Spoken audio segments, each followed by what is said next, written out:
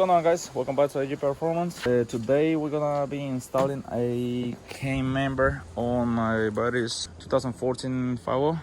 Since we got the motor out, we're gonna upgrade a couple things in here. One of them is a cane member. We're gonna need to remove the power steering rack, this arm, take the wheels off. Should be able to come out. Well, we gotta remove the two more bolts on the body. Same on the other side. Let's get to it.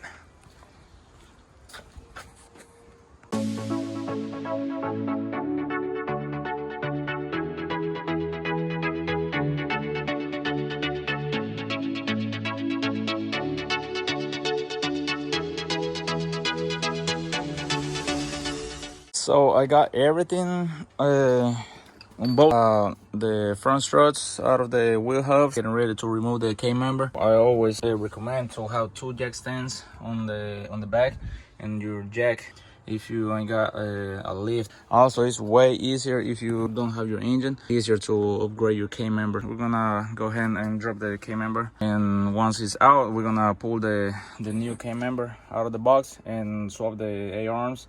If you don't get the tubular lower control arms, you need to swap these ones over into the aftermarket cane member. So let's go ahead and get this thing out of the way and get the other one in.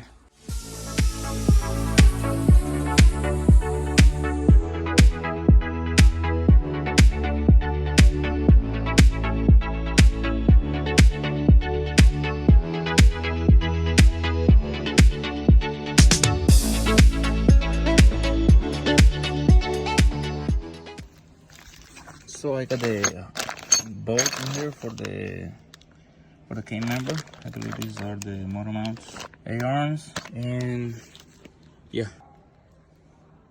that's a huge difference.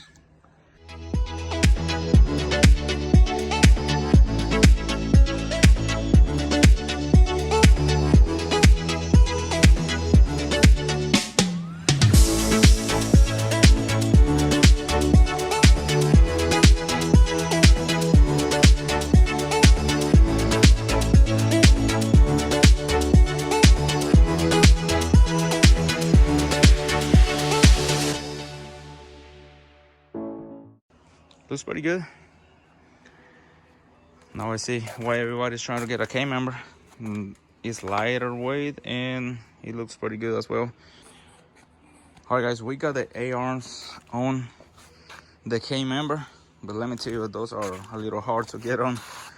I have to fight with them a little bit. It's not like as easy as they say they are. Maybe the tubular A-arms are easier to get them on that side, but these ones are pretty hard.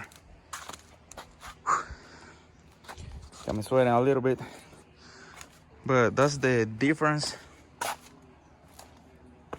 Aftermarket cane member, stock cane member. That's a huge difference. All right, now it's ready to be installed in the car, but we're probably gonna leave that one for tomorrow because it's late now. Well, back in another day, guys. We're gonna go ahead and slide it up in there, and I'll be ready to get the engine back in once it comes back from the shop. So let's get it.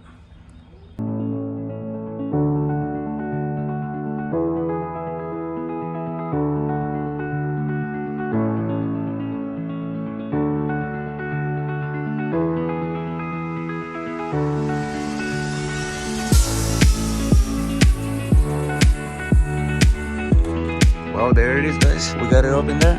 Rolled it up and ready to get the power steering, get the control arms and the suspension, front struts and everything. Put the rod back on. Should be ready to go.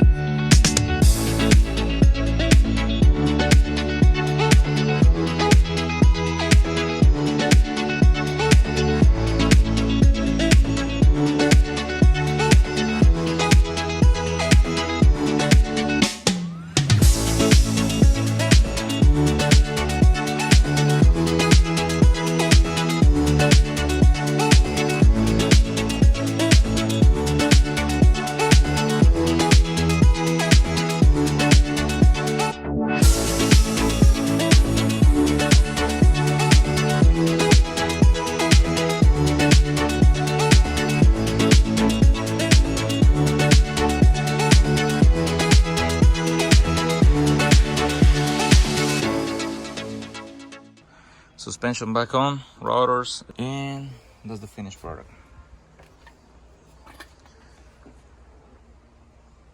That's what it looks like in there. So I just need to put the power steering rack back on in there, on those two ears in there, bubble it up, tight it, and just gonna be waiting for the engine to go back in. Also, we got the motor mounts for it. That should be it. So that's how you install a K-member. Way easier whenever you have the engine out, unless you have a lift. Otherwise, you're gonna catch some hard time installing it if you don't have a lift, like I say, or if you don't have the engine out of it. We're shaving about 27 pounds out of it. That's the difference between the stock K-member and the aftermarket K-member. This is the BMR K-member, so that's the weight difference. I guess the other ones are the same amount of weight. So that's how you do it, guys. Hope you like the video. Subscribe, share, turn on post notifications, and see you on the next video.